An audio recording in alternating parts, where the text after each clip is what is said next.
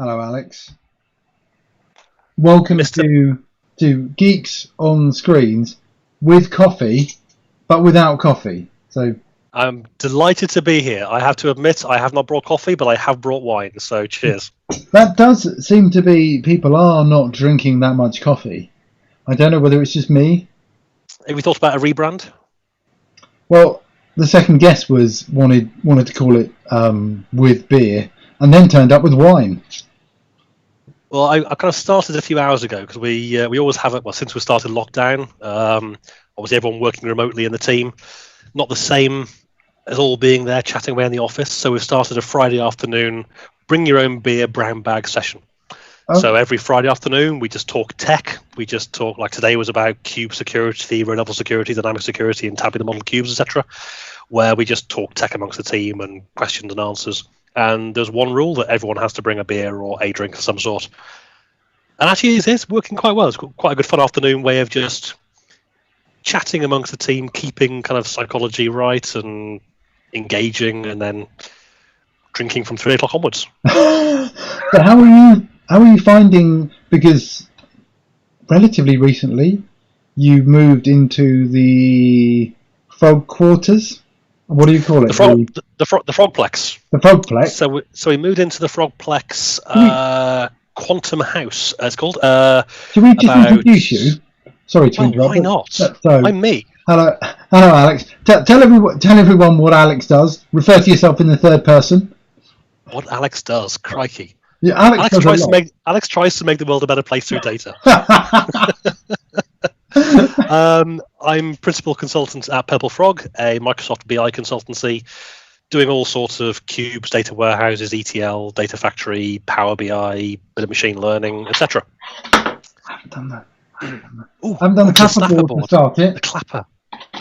Sorry, can I start now? Yeah, sorry, you can start. Well, we haven't started, so that's like. Haven't we? So, action. To get the sound and the audio, the sound and the visual in sync, because you have to do that. Because on a live stream, that's the shut it. Don't do that to me. Don't do that to me. I think we should have a big shout out to Ben and Bob who have just joined us. How can you tell? Are you looking at the? I've got my phone here, checking the chats. Oh, are you? All right, let's see. The Facebook, YouTube, interweb. I was trying to watch them because I haven't been actually doing stuff like that, checking that in the background. But hello to people who are watching. Sorry, I interrupted. So, who is Alex and what does Alex do? Who is Alex? So yes, I run Purple Frog. We do Microsoft data. Created BI and reporting systems for Barclays Capital, Lloyd's of London, NASA, US Treasury. Yeah, that was a good project. All sorts of fun. Plus high street retailers like Card Factory, Gym Group, companies that you would have heard of and wouldn't have heard of. Anyone small to big, we create data warehousing cubes, reporting solutions, Power BI, etc. And yeah, started out as me as a contractor, then as a freelance consultant, and then over the years gradually built up the team, and we're now a team of 10 people. So as well as that, I run Power BI Sentinel, which is another business, which is a software as a service product that provides documentation, governance, auditing, and disaster recovery for Power BI. It backs up your Power BI estate. It's sales pitch time. It's great. Why would you need such a thing? Isn't the product perfect? It is a perfect product to use, but not to manage and govern. So if you really have a growing estate in Power BI and you want to improve your auditability, your data lineage management, your GDPR management, your Sarbanes-Oxley compliance, disaster recovery management, then you need Power BI Sentinel. It is the perfect tool. So yeah, we now have a new team in the business building that, and we run the two side by side. Wow. So those are my two main day jobs, and when I'm not doing that, I am also an organizer of SQL Bits, Europe's largest Microsoft Data Conference. Do you want to? Well, and let's go through all the things you do, because that's only the start. There's Birmingham User Group. And Birmingham User Group, yes, I do that as well. SQL Relay. Data Relay. Data Relay. Always in my heart. SQL Relay. Although I will add a caveat to Data Relay that I'm in the process of handing over to the rest of the committee on Data Relay and starting to take a step back. So Data Relay has a fantastic team of organisers that have been with us for a couple of years, for a few years, and they're now taking a much bigger leadership of that, and I'm starting to step back. So Data Relay is going to be relatively short term in terms of my involvement in the near future. Microsoft Data Conference. And you sorry, I've just wrecked something. Sorry, I was trying to find the chat, but I couldn't see. One of these days, you'll get the hang of this tech business. Computers, how do they work? And you fly a plane. I mean, obviously not at the same time. Well, while you're doing something. Not at the moment. Why not? It's very disappointing. Oh, of course. Well, we're not allowed. It's all lockdown. But if you're flying, wouldn't you be on your own? Wouldn't you be? You are on your own, but you still. So I haven't got my own plane. No one pays me enough for that. So I hire a plane from my local flying club. They have office staff. They have safety. They have fire staff. They have people that actually run the club and the office. They have people that manage the fuel stations. So that needs to be tested every day. You know, it's all. They have health and safety. So if you have a crash, then they're there to help you. So you need a lot of infrastructure there to support flying, but also, yeah, if I'm 10,000 feet in the air, great, I'm nicely isolated. But what if I have a crash? I'm going to need fire engines. I'm going to need hospital. That takes an ICU bed. It's just not really fair to start putting yourself at risk and potentially need services that are better served. So there's been a lot of discussions in the flying club at the moment about how we manage that. Even if you've got your own fuel supply and your own plane, we basically all agreed, no, we don't fly because it's kind of selfish to do so. And it doesn't create a good impression of general aviation. Everyone else is sat at home and other people are doing aerobatics, flying up ahead, doing loop-the-loops. So, yeah, at the moment it's complete lockdown, which is a shame, but it is what it is. Everyone's having to do the same. So I was going to ask how the virus and the current situation is kind of affecting kind of your day-to-day life and things. I mean, clearly it hasn't affected your wine supply. It has actually. It's had a dramatic effect because this is actually only the second bottle of wine I've had in a month. So cheers to that. Because I came down with a bug. But did you? I'm not sure if it was the bug or a bug, but both me and Holly, my wife, came down with a proper nasty a couple of weeks ago. All the symptoms of COVID.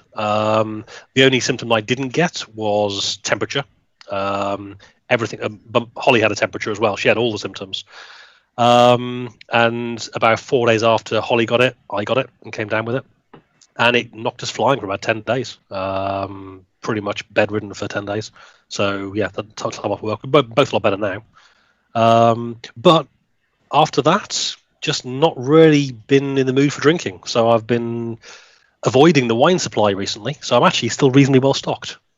I thought you were going to. I was just going to comment on. It might only be 2 bottles, but if they're very, very big bottles, it doesn't quite count. Because I've not been drinking. I've actually been saving the wine supply. So we have a reasonable amount left. I'm not going to run short.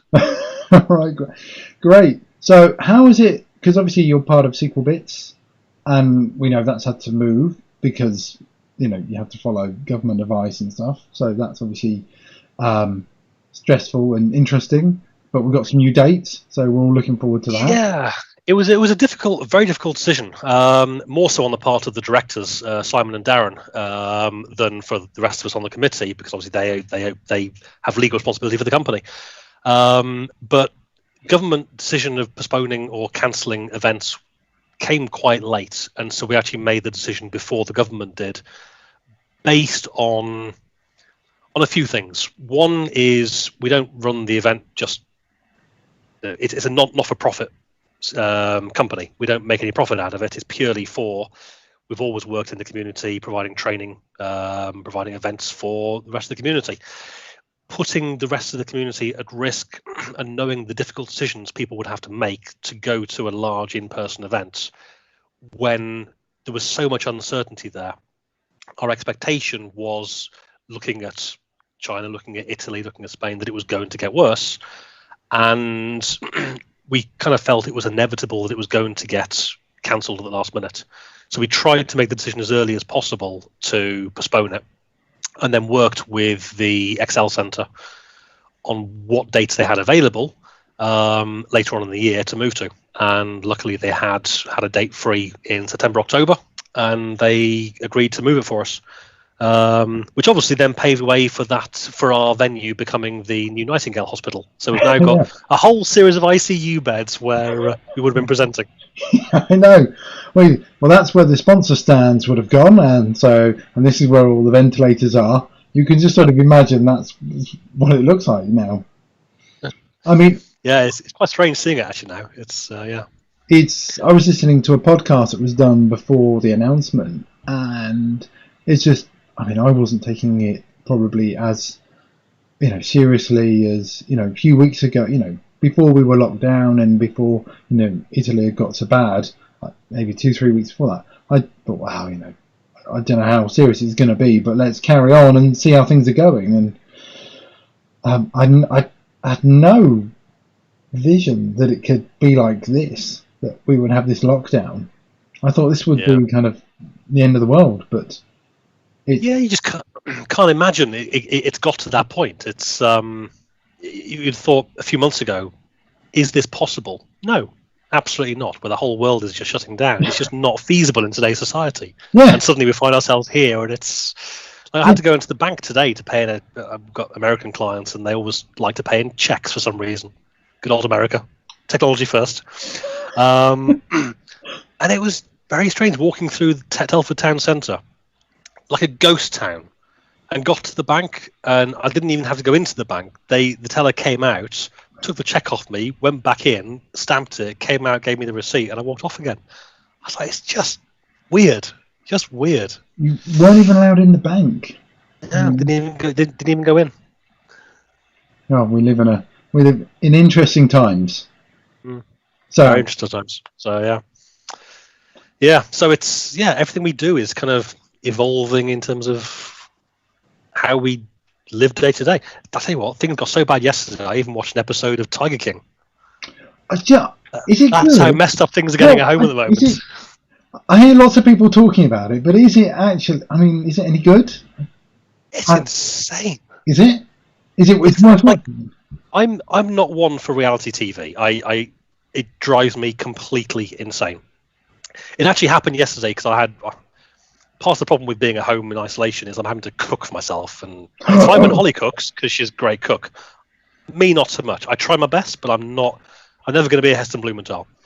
We actually cooked a really, really nice roast beef for lunch last Sunday, for Easter Sunday. And the joint we got was far bigger than we needed, so we cut it in half and had half for lunch last Sunday. And we chopped up half of the remainder for a beef curry last night, or night before last. I didn't kind of realise that actually the beef was a little bit older than it should have been, and it had gone past its best. And so I cooked this wonderful beef curry that tasted absolutely spectacular. My God, the food poisoning was not pretty. Oh. It was horrific, like seriously bad. It took me out all of yesterday. Neither me or Holly left the bedroom yesterday. It was just sleep all day. It was that bad. And so I was lying in bed, bored as hell, not being able to leave the bedroom. And I thought, I'll get my phone, get Netflix out, and I'll watch an episode of Tiger King. I got through 3 episodes. I was fixed. Okay. It was that kind of low mental agility required, no thinking, just brain dead TV. And you watch the first episode and you think, okay, I don't know what all the fuss is about. This is kind of, they're odd people, but it's fine. Then the second episode comes and they start talking about murders. And the third episode comes and they're all making each other bankrupt and suing each other for millions of dollars. And it starts evolving into this utterly insane world that you kind of think even your most messed up perception of Florida Man, if you'd put this on and said, okay, it's a fictional story, you would say, no, that's just too messed up. And it's a real documentary. It's quite captivating in its complete insanity. So yeah, I'm on episode. I've just finished 3, so I've got Got another 3 episodes to go, I think, or 4 episodes to go. But now I'm back at work, so it's a bit more difficult. All right. Okay. Well, maybe I'll watch some of that. So one of the important questions, and this is from Michael Robson. Everybody has to answer this question. What's your it's a toughie. What's your favourite cheese? You can't answer that. Is that like, what's your favourite child? No. Different cheese is right in different circumstances. So, okay, if I had to choose a cheese for an enjoyable, okay, you're sitting there with a loaf of fresh bread, a glass of wine, and you want to enjoy cheese on the balcony in the sun, then you're talking something like a dolce latte, which is just, it's flavoursome, it's nice to wipe on a bit of bread, it's lovely. But if I had to choose a single cheese to have for the rest of my life, which you've got to, cheese on toast. You get a nice crumpet, smother it in Marmite with some mature cheddar on top under the grill. Now that is a food for kings. So for cheese on toast and cheese on crumpets, I would go a nice mature cheddar. But then I wouldn't say that's the best cheese. That's just the most day-to-day useful. I would say a dolce latte, or if you want maybe a brie. But then as a starter and a meal, you want a baked camembert. So how can you choose and compare those different cheeses? They're different scenarios for different people. It's like a nice wine. You want a nice, nice glass of Malbec. Easy, straightforward, relatively cheap. You can drink on a Friday afternoon without really breaking the bank.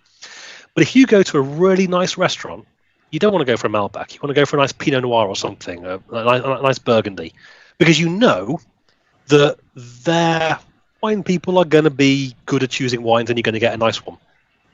But if I go into a shop and want to choose a Burgundy, I'll choose a rubbish one because I'm rubbish at wines. So you kind of need to choose your wine depending on your scenario, and cheese is very much the same. All right. So is that enough detail? That's more than enough detail. I am probably going to edit all the favourite cheeses together into one montage of each person. You're not going to get a short answer for that one either way. No. Well, if I can just do like 10 different people saying what their favourite cheese is, it just might weird people out. That's all. Can I just double check? Are you still an MVP? I am still an MVP. Okay, yes, good. Very much so. So I have, is it 5 awards now? I think. Yes, 5. I've had now. And we've just finished this round of, obviously the MVP year finishes at the end of March. So we've just submitted all the activity we've done over the previous year. And we're now eagerly anticipating finding out if we're going to get renewed for another year. All right. So I can legitimately give you, what I don't want to do is give people the MVP quiz and then find out at the very end that they're no longer an MVP. Because that's just rubbing salt. At the moment, you can legitimately give me the MVP quiz. All right. Okay. You ready? I'm slightly nervous. It's every MVP should be able to answer all these questions, but if you can't, okay. What does MVP stand for? Now then, is it Microsoft Valued Professional or Microsoft Most Valued? I think it's Microsoft Valued Professional. Are you sure? Because I'm not sure. It could be Microsoft Most Valued Professional. Yes, I think. Well, I mean, that's one I would think it was, because I did a parody of it. Okay. Right. Is there a secret handshake? Let me just search for. It is the Microsoft Most Valued Professional. So it is Most Valued Professional because they have a Microsoft MVP. So you're right, it is most. After 5 years. I mean, I should know, shouldn't I? You should. I really should know. All right. Is there a secret... I humbly apologise. And I don't accept your apology. Is there a secret handshake? I couldn't tell you that. Excellent. All right. Who's the tallest MVP? I have to say that probably goes to me. I have not met an MVP taller than me. I'm 6'6". Well, I'm 6'5" 3/4. I was actually downgraded. I have always been 6'5" 3/4. Slightly irritated that I never quite made it to 6'6". But I went for my aviation medical about a year ago, and he downgraded me by 1/4 of an inch. So I'm now 6'5½". And I'm not happy about that. what are you in Cuban heels, though? I don't have a pair to hand, so I couldn't tell you. But I could see you in a nice pair of Cuban heels. Oh, absolutely. Only on a weekend. Well, if sequel bits, I mean, we haven't mentioned. I mean, right, let's finish this and then we'll go back onto that because that takes me back. Do you get free parking? Free parking, like in Tesco, or It's open ended. no, we don't get free parking, but at the MVP Summit, where we all go and do a big group hug over in Redmond once a year, then you do quite often get lifts from Microsoft staff as they take you to and from the hotels if you know the right people to ask. So you get lifts from Microsoft employees, but not necessarily free parking. All right. What's the best free thing you got for being an MVP, or as an MVP? You see, I can answer this in two ways. One would be materialistic, and one would be non-materialistic. Let's have them from a materialistic perspective, an MVP jacket. I will show you the MVP jacket. Please hold that thought. I will go and, if I can find it. I should show you this. I actually have it locked in my biometric lock secured cupboard, which has a fingerprint scanner on it. It is a very nice black MVP jacket that has a nice little MVP logo on it. Ooh. And I'm not quite as extreme as Rob Sewell when it comes to temperature, but I'm pretty much close. I hate being hot, and I very rarely wear jackets. If I wear a jacket, it's because just to keep the rain or the wind off rather than temperature. And this is just beautifully thin. It's got big pockets, and so I tend to use it for flying because it keeps you cold, keeps you warm when you're up there, and you haven't got any heaters. But it's not too bulky that it gets in the way. So I use it for going shopping, for flying, for going to work. It's just a great jacket. It looks nice. So from a materialistic perspective, that is probably my most prized MVP giveaway. From a non-materialistic perspective, information. Running a business. So part of my job as a consultant is to advise customers on architecture and direction and things they could be doing better. Like I was on a call to an American client yesterday, and they were trying to make a decision between going down one route and going down another route with how to implement their Power BI. I won't give you the details, but and being an MVP, we get to know what the roadmap is for products and where things are going. I can't give that information to a client, but I can use that to advise them on a direction they may go that is more compatible with the Microsoft roadmap than otherwise.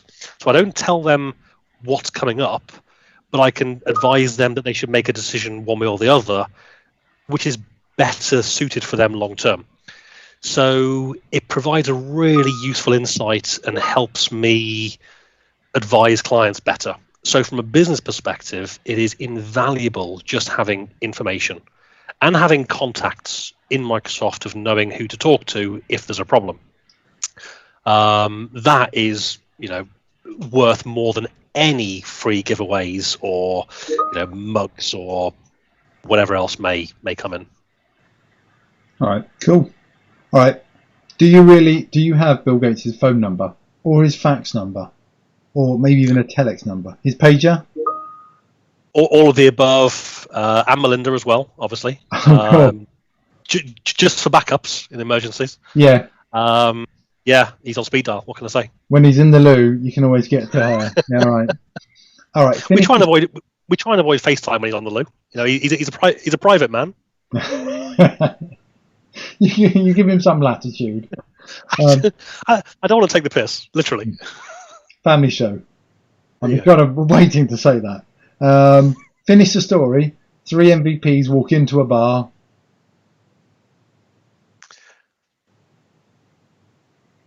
Oh, bloody hell.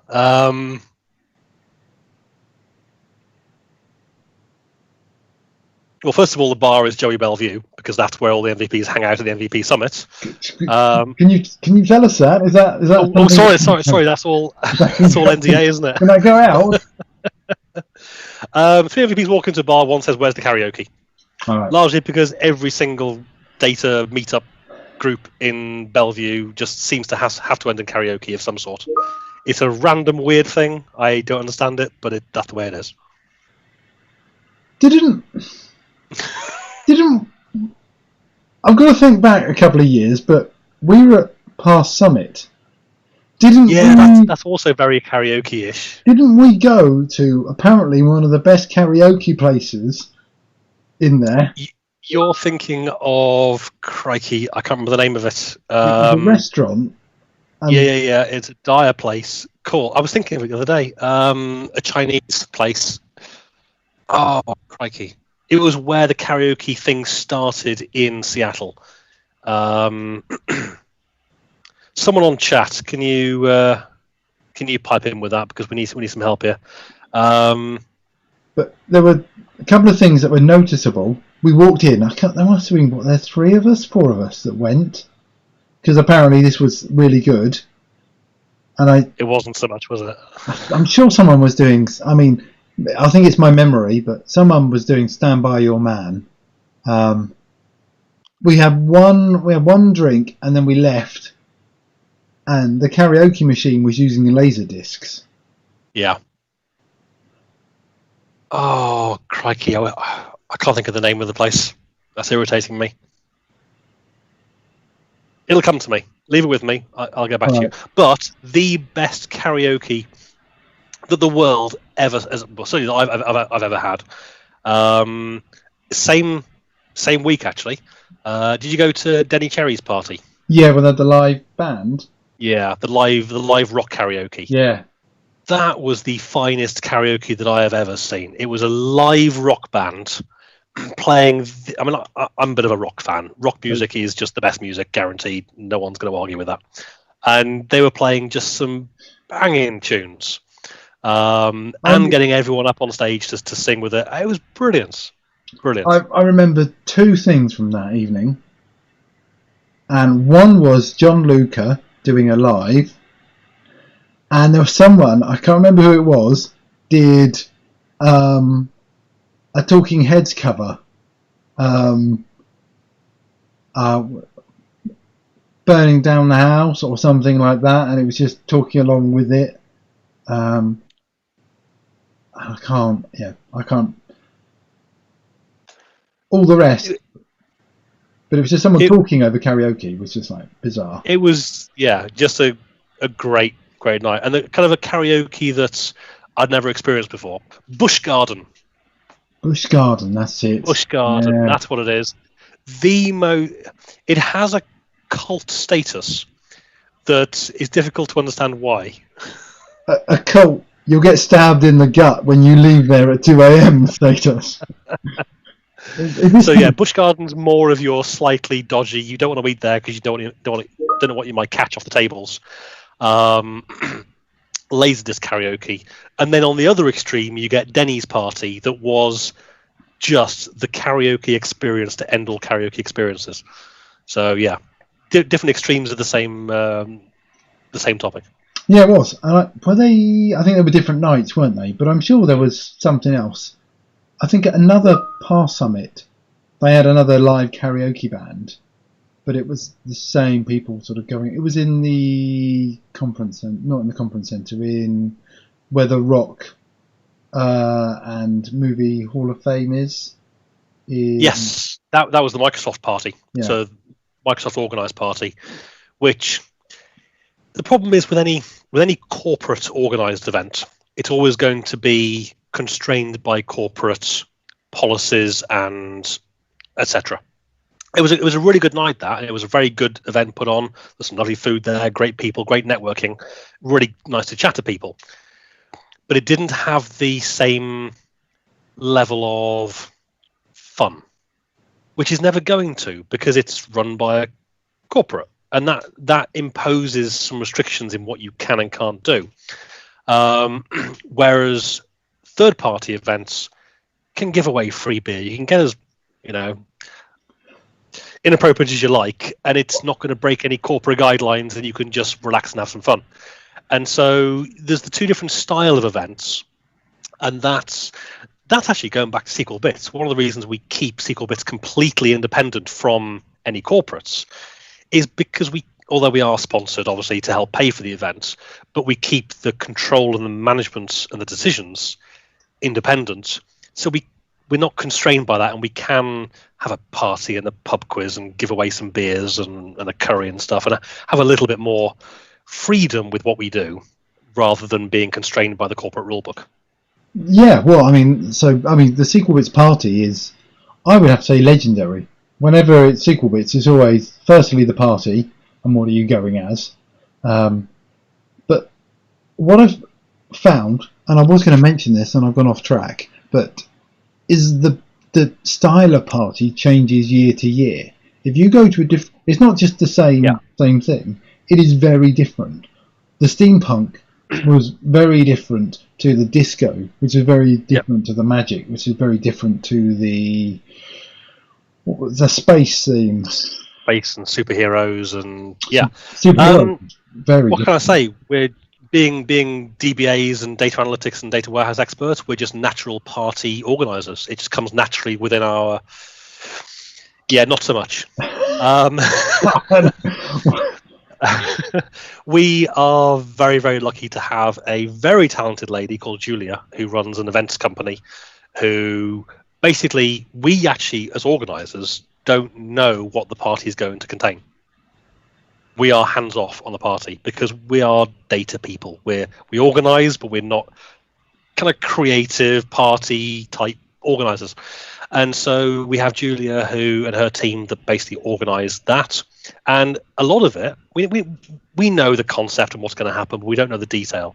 And it's as much of a surprise to us as it is to everyone else at the party. And yeah, so she looks after all of that, and she's great. Yeah, they're just so, you can't compare them, and I find that very interesting. You have a live band playing disco numbers that are marching around and leading people in, or you have the curtain open up and do the reveal for the steampunk, or I still think the steampunk was one of the best parties that's happened. I think that because I was in Telford, first time in Telford, which is only 3 miles that way from where I'm sat at the moment. I think that was one of the best events that was done. I think that was one of my favourite.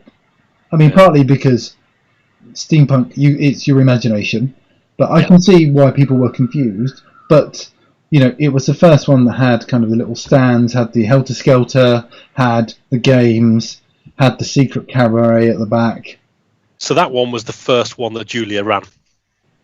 That was the point at which it kind of stepped up a notch to be a little bit more organised. What was it? I was there in Brighton, but I had to drive back every Brighton was probably one of my favourite SQL Bits events of all. It was still to this day, Brighton was my favourite ever event. Really? It was the first one that I spoke at.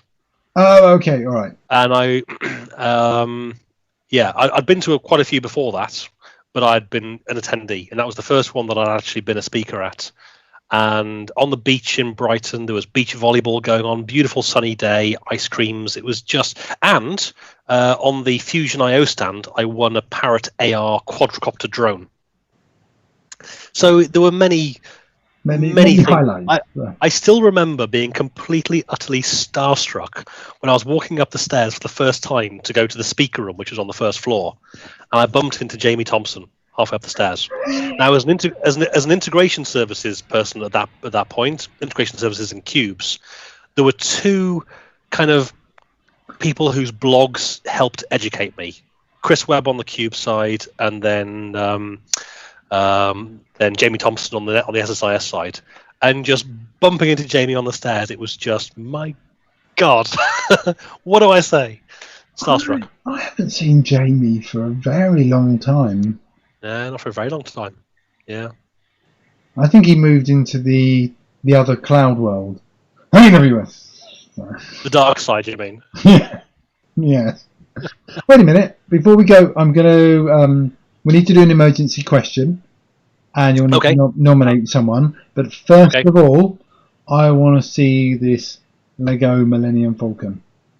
The Lego Millennium Falcon. So, this was my my Easter weekend. Mental therapy of getting a break from work, getting a break from everything, detaching myself from phones, from email, from work, from everything, and just having a bit of meditation time to play with some Lego. I actually bought one for my nephew, my niece and nephew over in Dublin. And they're obviously struggling in lockdown as kids. They can't go out, so I bought one for him. And Holly gave me a rule that I was only allowed to buy one for the nephew if I also bought one for us. And I thought, who am I to argue with Holly? She's a So I had to taskmaster, buy one isn't she? myself. Yeah. She is. It's dreadful. And I have to say, I have enjoyed building that more than anything I've done in the last year. It was. Hold that thought. I will go and get it.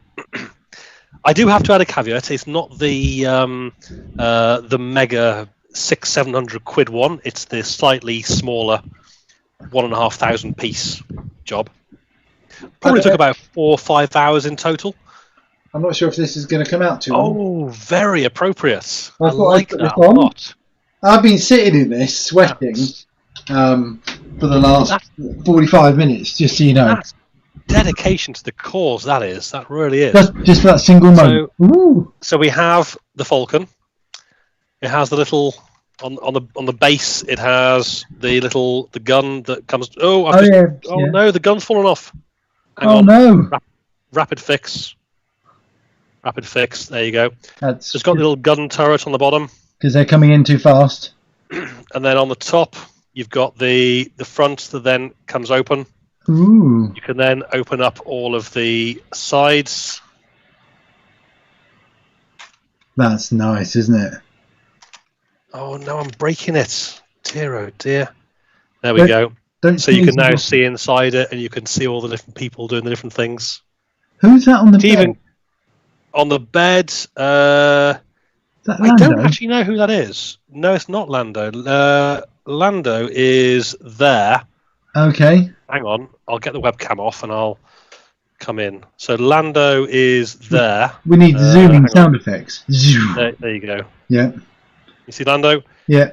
And he's talking to, I don't know who that is in That's a the driving baby. seat. Is that a Yoda? No, it's not a Yoda. I'm not sure who he is. We've got the chessboard. Yeah. Holographic chess. Yeah. And then we've got C-3PO and R2 in the kitchen.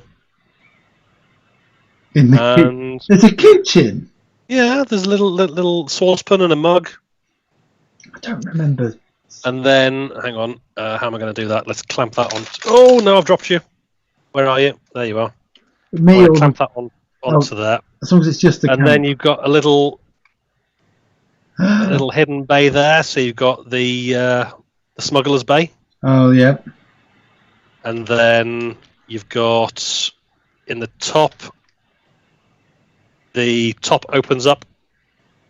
So you've then got another little weird thing that comes out of there. I'm not quite sure what that's for, but that's for more smuggling, hiding stuff. It's just a lovely, lovely set. I'm very, very pleased with it. Although, having done that, I have now got the Lego bug back again. And I did find it so enjoyably therapeutic. Oh, kind of like a level of meditation. Actually, just clearing the head of all the messed up shite that's going on in the world and the busyness and craziness of work and Corona and everything else. Actually, just taking a break for 5 hours and building that was thoroughly enjoyable. So I would definitely recommend anybody to get their own Millennium Falcon. And if your wives or partners need justification, then tell them to call me and I'll quite happily tell them that it's in your own best interest to get it. All right. So yes, that was last weekend's fun. Mikey says, can I buy him one? Sorry, Mikey, I love you, but not quite that much. Where are you seeing these? Are these coming through on Twitter or YouTube? It's on the chats. I've got the chats on my phone here, so I can kind of see what's going on. See. I'm not seeing anything. All I see, I've seen one message, pebble dashing the facilities from Stephen. Oh, I didn't see that one. I missed that. I think that's coming through from Periscope. Oh, I'm not on Periscope. I'm only on the Facebooks. So I'm using Restream. Well, I wasn't sure whether Restream was doing the right job and actually pushing out to all the channels. I know it's going to YouTube and it's going a few other places. Should also be going up onto Facebook. All right. So, one final question. Emergency question. I'm ready. So, obviously, this is from the Richard Herring book. Yep. And Richard is still doing podcasts. So, I mean, I'm stealing his stuff, but I do want to give him credit for it because I do. It's not stealing. It's borrowing. It's enhancing. It's expanding on work. Yes. I'm inspired. It's a homage. Standing on the shoulders of giants. Yeah. Yes. All right. Pick a number between 1 and 1001, and hopefully no one's picked it. Now, I presume that number 42 is already gone. Yes, that went the other night. So I've got to go for 420, which is, close. 420.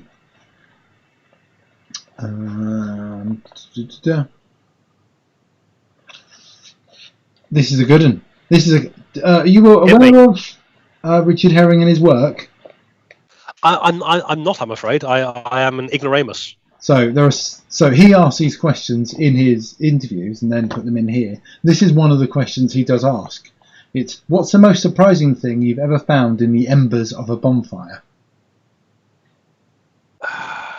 One of my employees' arms. Now I'm really tempted to leave it there. A wonderful chap called Mark, who was back before in the dark ages before Purple Frog. I used to work for a company. We were actually owned by a company based in Las Vegas, and I was director of UK software development. And I had a team in the UK and a whole load of developers. And we used to develop software for casinos and management of slot machines and all the rest of it. And one of my lead devs, a chap called Mark, Sparky Mark, who now works as a developer for hedge funds in London. Lovely chap. Back in his youth, when he worked for me, he was somewhat of a party animal. Liked his his drink and other substances. And he once had a barbecue in his house. And bonfire in the garden, and he drank so much he passed out in the garden and fell asleep in the bonfire. He woke up a few hours later with his arm burnt off his. So yeah, that's the most surprising thing I've found in a bonfire. How about yourself? Few nails. Yes, no, nothing as good as that.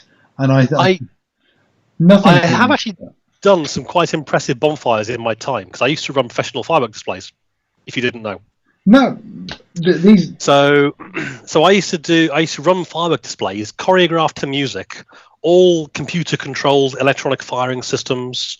So you basically piece together 10 minutes of music, same as they do on New Year's Eve for London, but not quite on that budget. And you'd piece together all the music and splice it all together. Obviously, having a wife who's a musician helps with that. And then I'd choreograph all of the fireworks and the big, massive, 6-inch mortar fireworks, the professional jobs, and wire them all in, hook them back to a computer and a control board, and then you'd let it rip. And as part of that, we used to obviously have massive bonfires around, light the bonfire, and then have these huge firework displays. Really good fun. So we've actually done some pretty impressive firework displays and bonfires in my time. So how long ago was this? Was this before the Purple Frog days? Or Before Purple Frog days. Obviously, after Purple Frog, that kind of consumes all of your time, so you don't really get much time for doing extracurricular stuff. But back then, yes, it was. So it must have been about 15, 16, 17 years ago. That kind of time. Yeah. No, I didn't. Well, I mean, if the Purple Frog stuff just goes down the toilet, you can always go back to setting fire and blowing things up. I have to say, it's really hard work doing fireworks. It is, especially when you do it, because you do it in winter, obviously, because the night's coming earlier, the bonfire night, etc. But when you're out, it takes, for a 10-minute display, you're outside for 6, 7, 8 hours wiring together and fusing the electronic fuses and wiring the cables back to the control boards. Before you go out, you pre-fuse all of the fireworks to put all the fuses in and prep them all. But still, when you go out there, you're in the freezing cold. It's quite often raining. Your hands are turning into, you can't feel your fingers. And the pain and process of actually wiring it all up, and then you get everything done. You go back to the control board and you press the test button and nothing bloody works. And it's that sinking feeling of you've got one connection that's wrong. Where is it? And you go back out and test every single connection. You've got people standing up at a hotel in a wedding waiting to watch the firework display. And you're trying to find one connection that doesn't work properly. And then you find that thing, you test it again and it works. The sense of relief is like nothing you will ever experience. But the satisfaction when you're there, and most obviously people are well behind the safety lines. You're sitting in the back of a Land Rover, literally right at the bottom of all the fireworks going over the top of you. And it's just that sense of relief when the music starts going and the fireworks start going and everything goes to time. And it's a wonderful experience to do. But the amount you get paid to do it compared to the time of preparing, the cost of the fireworks, the cost of storing them safely and everything else, it's not a good industry to make money in, but it's a lot of fun. And you get to blow up some really big stuff. Wow, you learn something every day. I didn't know you had it in you. So it's part. I think part of what anyone working in our industry, we enjoy learning new stuff. We enjoy learning new skills, and whether that's learning databases, learning reporting systems, it doesn't matter. It's learning new stuff, and I think we all share that common passion for learning. And that's, whether it's learning to fly or do fireworks, it's just something new that's interesting, that's fascinating to see how it works, and then get a chance to do it. And then, it's interesting to see how things work. But then also we kind of get bored quite quickly and then move on. So, all right. So, final question: who would you like me to speak to next? Oh, okay. Who would you want to submit? I haven't actually seen a list of who you've already spoken to. So, have you spoken to Prusky? He's agreed, so you can't have him. Is he already there? Yeah. Okay. Durkin? No, I haven't asked Durkin. Well, there you go then. Let's go for William. All right. The English German, non-English German, who is actually officially German now. Is he officially German now? He is properly officially German. Yeah. We have Sander on the viewing list on the Facebook. So hi, Sander. Where are you? He's on the Facebooks. Do you want to see? He's right there. Hang on. Oh, is that where? Oh, okay. There you go. He's just about there somewhere. If it would focus, but it won't. You've got one of those fancy webcams with a ring light over it. Actually, Holly does. I've borrowed it for this special occasion. I have to say, okay. So Holly does a lot of work with social media training, small business marketing. She runs workshops and all the rest of it. So obviously in lockdown, her business is completely, utterly gone because she can't run any events. So she's doing a lot of webcam, web conference stuff. So she's got this wonderful webcam thing with a vanity light around it, and you've got to see her microphone. This is a piece of work. This is. Just bear with me a second. I can just see you in the mirror. Oh, there you go. Okay. So that is Holly's microphone. Yeah, that's a. Now, does that? It's a work of art, really. But wow, there you go. These Who knew? These I can't remember what these ones are called, but these are quite expensive and they're really they're very good. Nice. Yeah. I would use it now, but I'm using the headset instead. So my my wonderful Plantronics. Or Plantronics, yeah. What's it called? Jabra. I'm using a Jabra because of the noise cancelling. Because unfortunately I don't have 10 grand to spend on a Mac to do all the encoding and do the streaming silently. So there's actually a really old crappy laptop going in the background. So I'm using the noise cancelling in this. Otherwise, I'd use that, which is it's a bit of a shame having it and not using it. But it kind of gets in the way as well, and then people want to know this big silver thing that's sticking in your face. I did carry it around for a while, but it's really heavy. Yeah, it's not a portable one. It's more of a sit there and use as your yeah. Yeah. If Holly gets a thing, but that stand that she's got just picks up vibrations from the desk. So if you have you're tapping away, it picks it up really badly. Okay, interesting. So have it on a boom arm. Okay. I don't want her to spend any more, so I think I probably won't tell her that. Alex. I've already got far too much worth of kit in here. Actually, I'll tell you what, things I'm most disappointed with, actually. I've got these lovely Bose 700 headset, which I got for listening to music, but they've got a built-in microphone, and obviously wonderfully noise cancellation, great for being on a plane and traveling and sleeping. But they're supposed to be really good for meetings as well, because they've got a really good microphone on them. So I thought I'd use them for conference calls during lockdown. But the quality of the Bluetooth interface with them is just not what you would expect from a quite expensive pair of Bose 700 headphones. They're great for listening to music, but not good for web conferences. I've found when the mic is in the in the ear coverings that they're not great for conferences. Yeah. So great for music, but just not for calls. Yeah. Well, Alex, thank you for your time. I'll let you get off and do something more interesting than talk to me. But it's been fun, and I've learned a surprisingly large amount. Well, the pleasure has been entirely all mine. Well, I don't think it has. Hopefully it's been other people's pleasure as well, if I can find out, and if anyone's been watching it. Well, clearly a few people have. I didn't get any questions from the world, though. Let's see, to ask you. Maybe they know everything they already need to know. Well, clearly they don't, now that they know about the fireworks. What? They're going to be fireworks at the sequel bits? No, Alex. They don't know about the hovercraft yet. The hovercraft? Yeah, they don't know about that. So there's plenty more questions to ask yet. Well, okay. So just before we go, there is one thing that there was the first sequel relay event in London. I was so impressed. I didn't know very many people in the community. You came along like frickin' James Bond going, yeah, the traffic was horrible. So I just got on a boat to come across the city. Yes, I did. Get on a boat! I tell you what, if you've never tried, hi Andre, he's just joined us. Nice to see you. If you've never tried the boat taxi in London, it's bloody brilliant.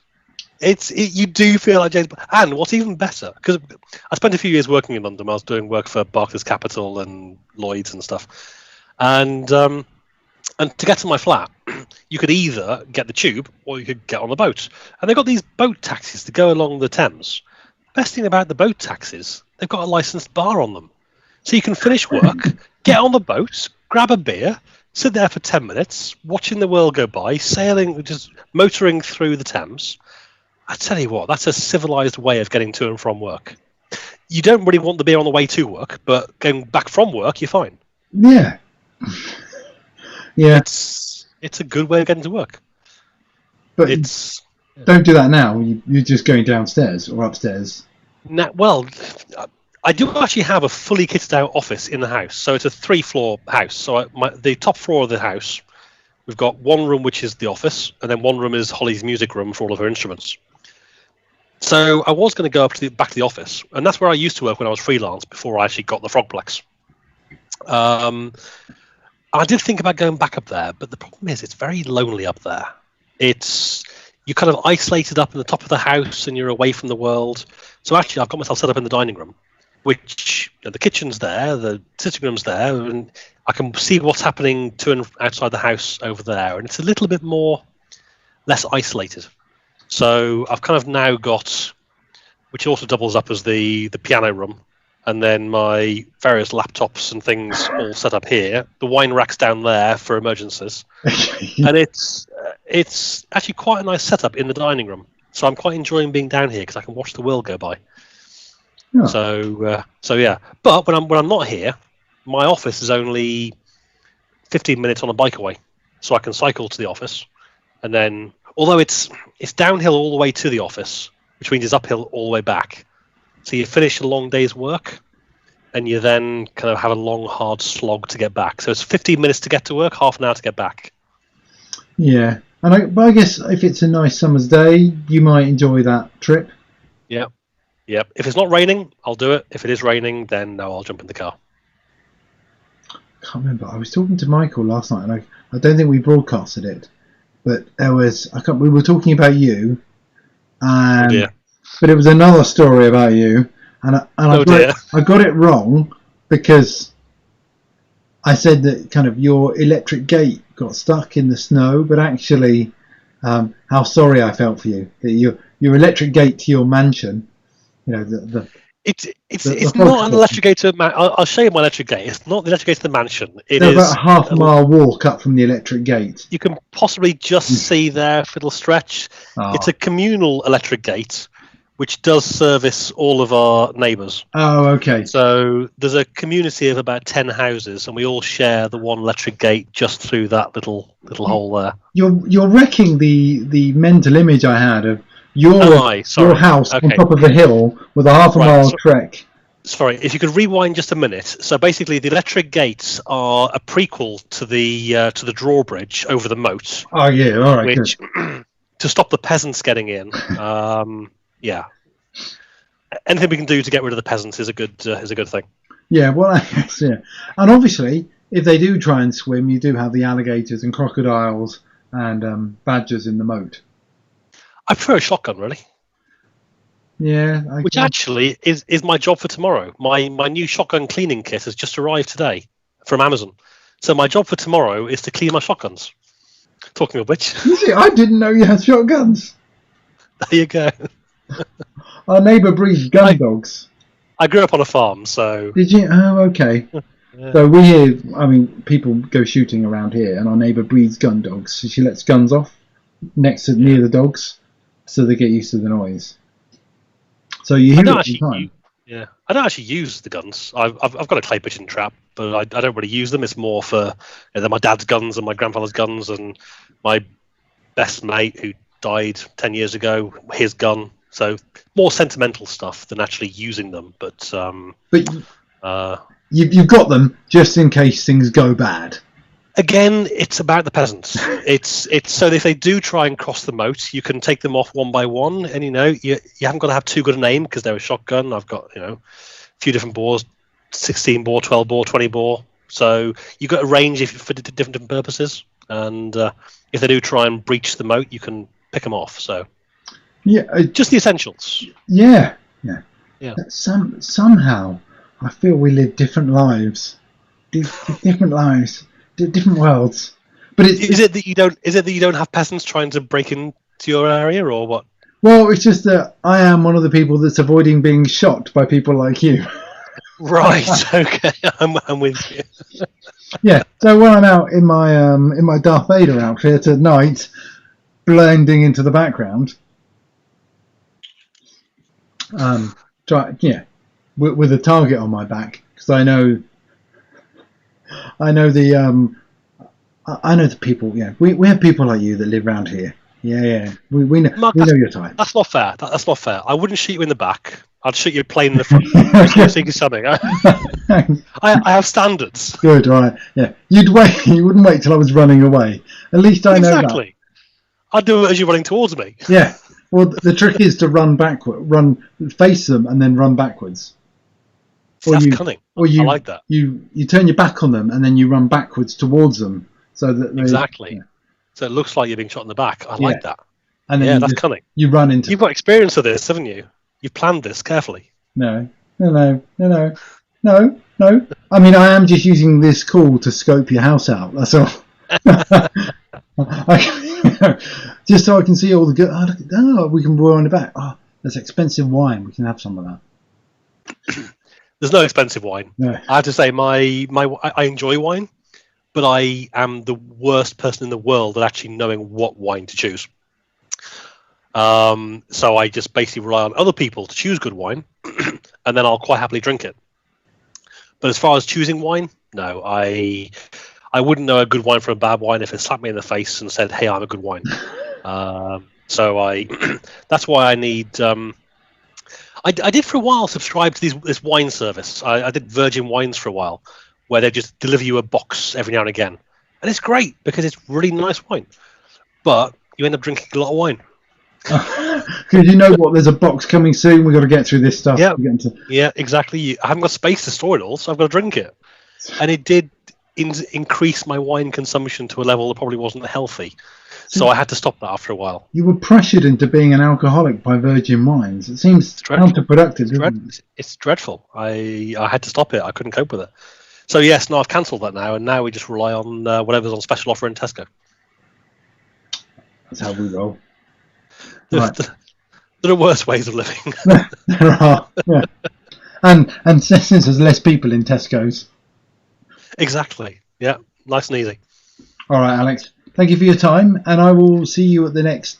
Well, hopefully it's Sequel Bits or the next event or the next thing. Definitely a Sequel Bits in September, and yeah, in the meantime, whenever.